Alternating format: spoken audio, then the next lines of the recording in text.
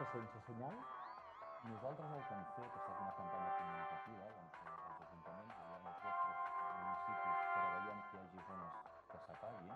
El que passa és que accedir a tothom és impossible, bàsicament perquè hi ha vivendes des de les quals es pot veure la televisió des de dos centres emissors diferents. I l'instal·lador, quan arriba en aquella vivenda... Quin rotllo de programa. ...l'antena cap a un centre emissor Molt. o cap a un altre.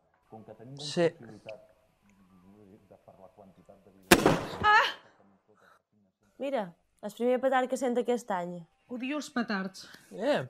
Falta poc per a Sant Joan. Odio Sant Joan. Sí, a mi és la festa que més m'agrada. Enguany vaig a Xàtiva. Ai, què hi fan allà? Allà celebren la nit del ros. La gent es tenyeix els cabells? No! La gent fa festa amb els amics i la família al carrer perquè el monyo li quede xopat de rosada. Diuen que porta bona sort i, sobretot, que ajuda a evitar la calvície. I no hi ha petards? Sí, tant que n'hi ha. A les 12 de la nit la gent tira una muntonada de coets. Per això no t'he dit que vingues. Ai, per què no vens en jo a Ciutadella? Allà no en tiren de petards. Ah, no? Què s'hi fa? És una passada de festa. Fan processons, jocs d'habilitat amb cavalls, toquen jaleos i els fan ballar. És increïble. Jaleos? Sí, la gent en revolta els cavalls i els fa ballar en el so de la música dels jaleos. I no és perillós? No, si vigiles no passa res. Passo de Ciutadella, passo d'aglomeracions, passo de cavalls... Mira, m'estimo més una cosa tranquil·la. Doncs vine amb mi. Aquest any vaig a Stonehenge. On? Stonehenge és un lloc molt famós a Anglaterra. Hi ha un cercle de menhirs increïble. Fan una festa del solstici d'estiu.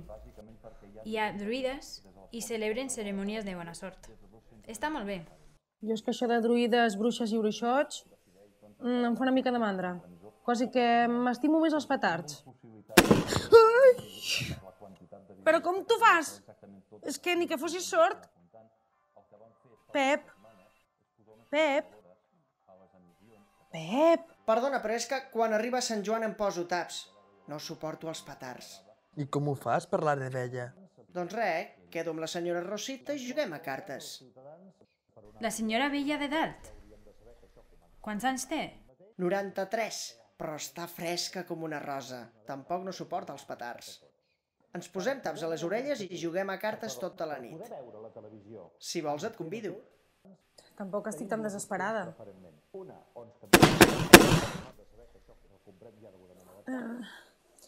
A què jugueu? Al 7:30. Me n'ensenyes? I tant! Mira, aquí tinc les cartes.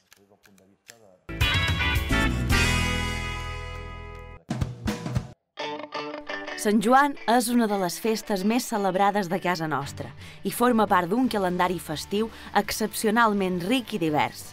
Esmentar totes les festes és impossible, però si aneu a Mallorca, no vos perdeu les festes de Sant Antoni, al gener, amb els foguerons, els balls de diables i els combats de glosadors.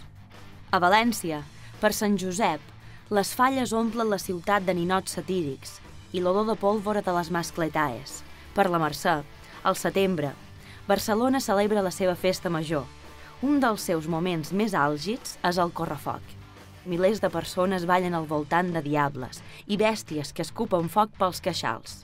El foc i les bèsties també són protagonistes de la Patum de Berga per Corpus, festa declarada Patrimoni de la Humanitat.